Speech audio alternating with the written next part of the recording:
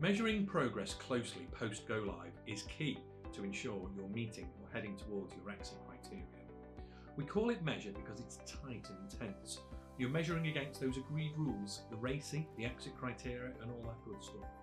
You're measuring, reporting, and getting decisions made. You'll also be looking at your exit criteria very closely, and the frequency of that will probably be increased.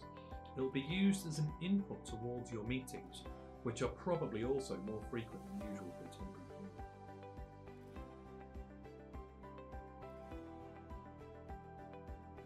Just like we did in Build in our weekly status reporting, the same principles apply here too. You might be reporting more frequently or meeting with your stakeholders more often. You might reduce that frequency as you get a few days or weeks after go live, depending on confidence levels and numbers of open incidents. Instead of progress versus plan, it's post go live reporting instead. You're showing your progress towards your exit criteria.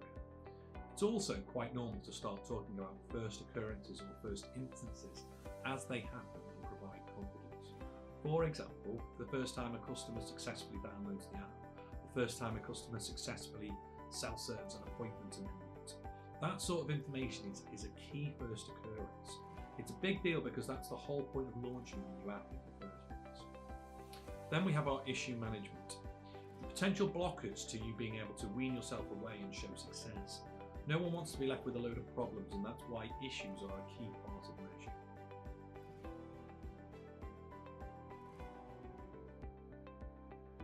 Lastly, we have change control.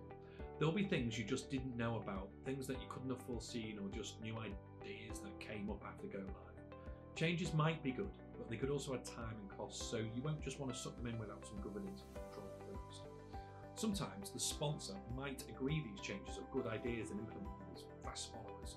That just means that once the product and the people are in a nice steady state, you build up a list of good ideas. Sometimes people call this a product backlog. Now you see your product in action, it's common to want to make some improvement. Don't lose those juicy nuggets. Be a good project manager and surface them, but remember, you need governance and you can't add to scope and time without getting permission to do so first. Back to the criteria. In the red box, there's a reminder of the customer exit criteria. This is a key part of your measurement and progress. You can't go until you're done. You can see a reminder of the exit criteria with the red box around it, just here. Those are all the standards that we wanted to reach after we communicated and launched this to our customers. We said 95% of all new customers self-serving in 16 weeks.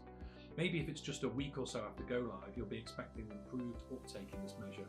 But this measure goes on for 16 weeks, that's going to take a while. This might be one of the measures that you hand over to the business to own. It's unlikely that you'll be supporting the business for 16 weeks after go live. But you'll start it off and then someone in the business will carry on measuring it. We've said 500 existing customers should be using the app after 1 week.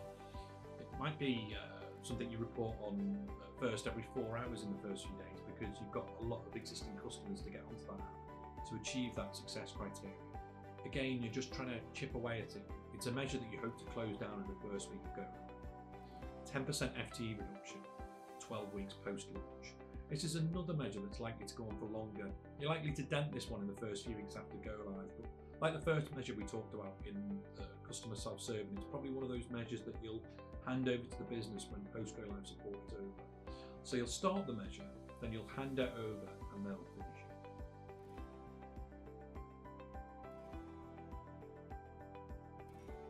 You're doing all this good measurement, so you better write it down and do some reporting. This is like the status report in Build. In the example here, you are 2 days after launch. You're looking at how your training is going, complaints, issues, progress in general.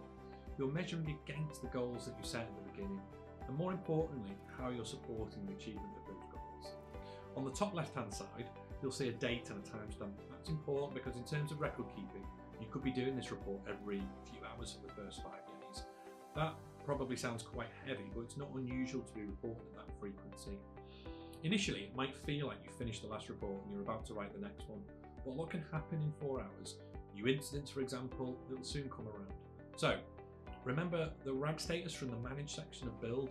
You'll apply the same rules here and give a fact-based view of where you are and whether or not you're meeting your exit criteria or getting towards it. In our status here, we're amber overall. The reason that we're amber is because we've got a hard-hitting issue or sometimes what we call in the trade a SEV1, Severity 1 incident. These are usually a very serious break the business, negative press attention, many colleagues, many customers impacted scenario. That sort of issue is a big deal, but the good news is that you'll know how to fix your issue. You've got to get some code written to fix it. Then it'll need testing before it's put into live, and once that fix is in, you can return to green. You can see from the report that we're doing okay on the rest of our exit criteria. We've completed some of our training, the ops team have already spotted some improvements they can make in the wording on the App Store. Do you spot the change request to recommend improving the script on the App Store description of our app? We've put in a recommendation for the CR, although you'll note that we are recommending that it's implemented as a fast follower.